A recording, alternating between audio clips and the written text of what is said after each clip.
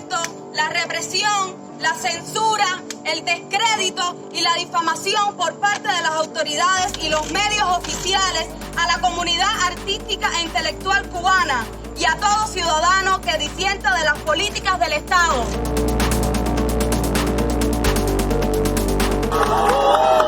Porque no admitimos injerencia de la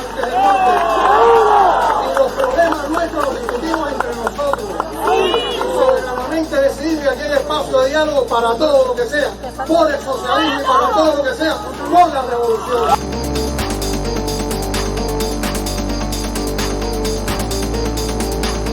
Revísense y no va a haber otro zanjón, ya lo ha visto, porque no lo vamos a permitir. No lo vamos a permitir.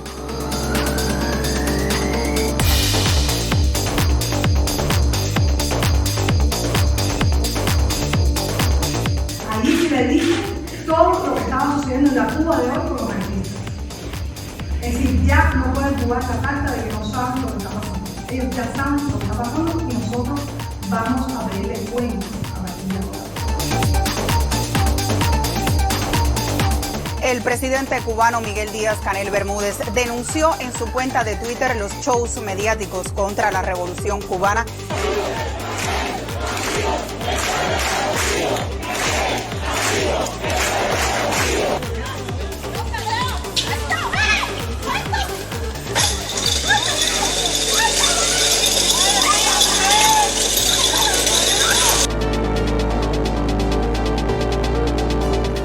Porque lo señalamos con el dedo, señalando sus responsabilidades como directores y como burócratas y políticos de la cultura.